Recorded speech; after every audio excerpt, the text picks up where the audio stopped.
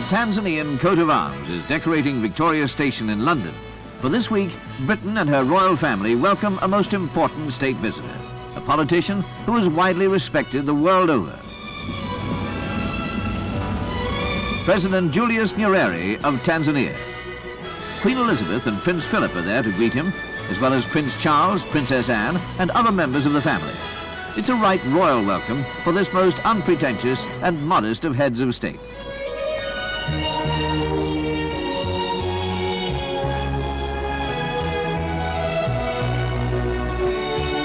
This is President Nyerere's first state visit to Britain, although he's been to Britain privately on previous occasions. The state visit will last 4 days.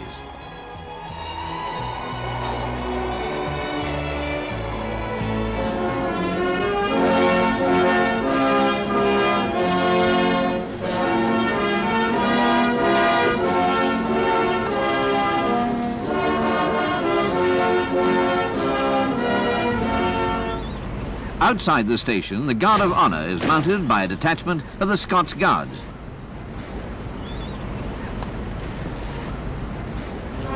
Before the state drive to Buckingham Palace, there's the formality of inspecting the guard. Now it's time for the people of London to welcome the President as he makes the traditional journey in horse-drawn carriage to Buckingham Palace with the Queen. State drives are occasions for the Queen to present her guests to the people.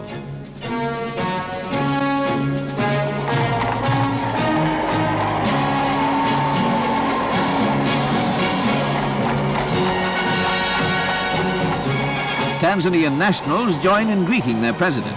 Today, it seems that almost the whole of London has turned out. After the state visit, President Nyerere plans to go on to the Netherlands and Belgium, where he'll visit the headquarters of the European Economic Community in Brussels.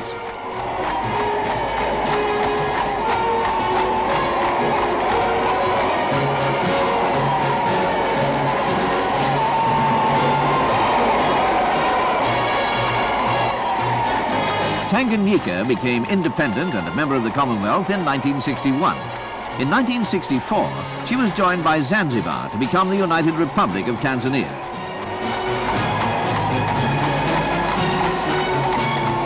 Since then, the country has been guided by this most influential of African leaders, described by the former President Nyerere of India as held in respect wherever men rate enlightened principles above convenient expediency.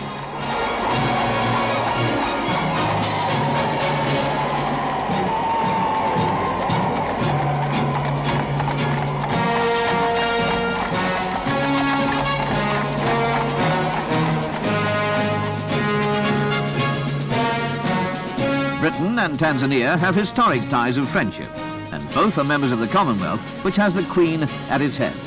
This group of nations brings together a population of around 900 million, with different religious and cultural backgrounds, in the cause of common good.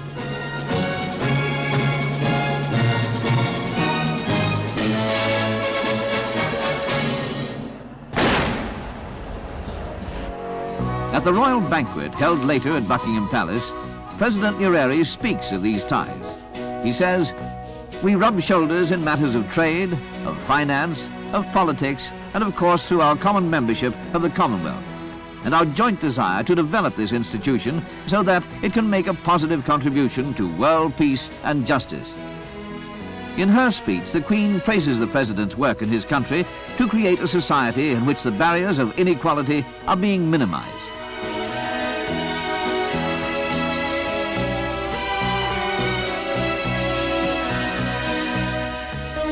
The President also visits the ancient university town of Oxford. Established in the 12th century, the university now receives students from all over the world.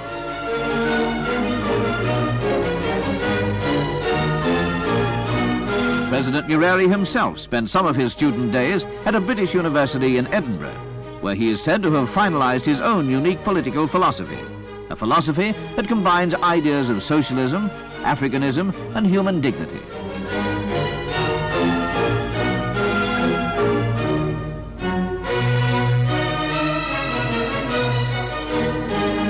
At the Sheldonian Theatre, the President addresses members of the university on a subject close to his heart, some aspects of liberation in southern Africa.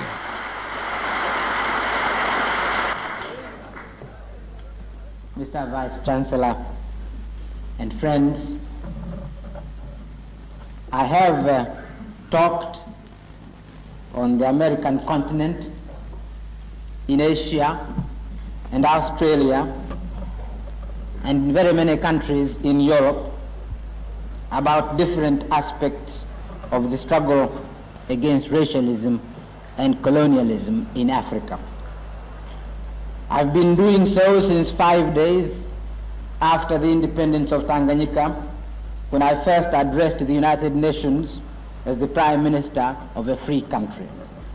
And I shall be speaking on this subject today again. For Oxford University and its graduates are not unimportant in the development of attitudes. And Britain has more influence in the world than a small, weak, and young country like Tanzania. There is an attentive audience, including the British High Commissioner in Tanzania. All that I have been trying to do is to explain the situation as we see it in Tanzania and to indicate the manner in which we shall support the struggle for human dignity in that area of our continent and those three countries. Thank you very much.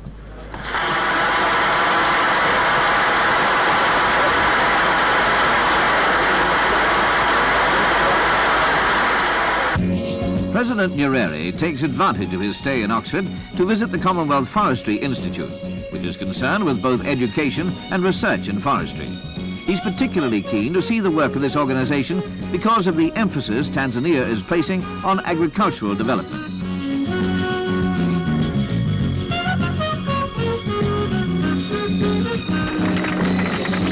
Later, there's also an opportunity for him to visit the headquarters of one of Britain's largest aid agencies, Oxfam, and to speak to some of the helpers.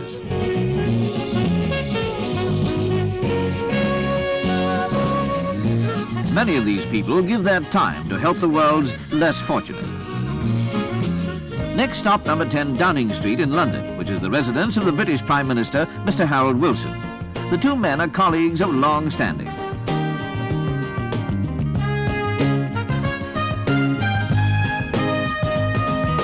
Mr. Wilson is joined by Mrs. Wilson, Mr. James Callaghan, the British Foreign Secretary, and other dignitaries.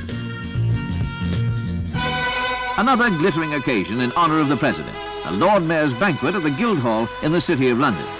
It gives the President a chance to meet and address the business and finance community of the city.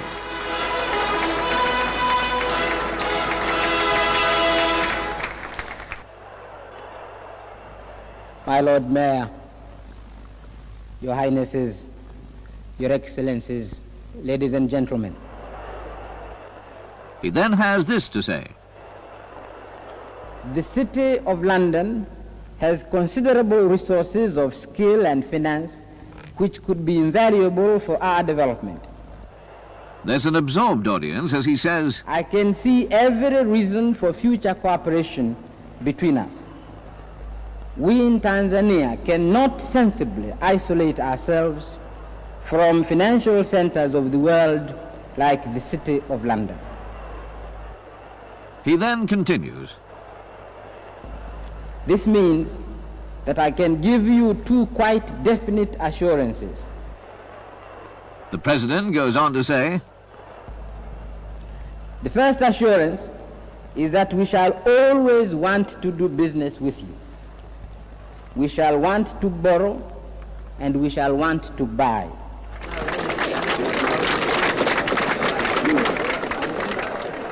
And the President receives a grand ovation from one of the world's great business communities.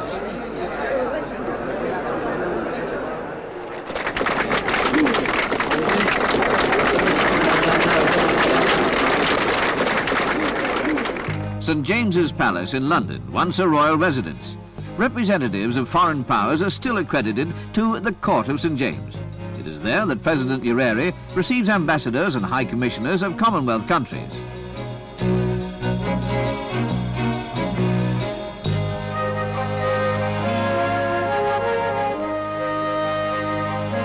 The High Commissioner of Kenya. Then a representative from the Pacific. ambassador of Saudi Arabia.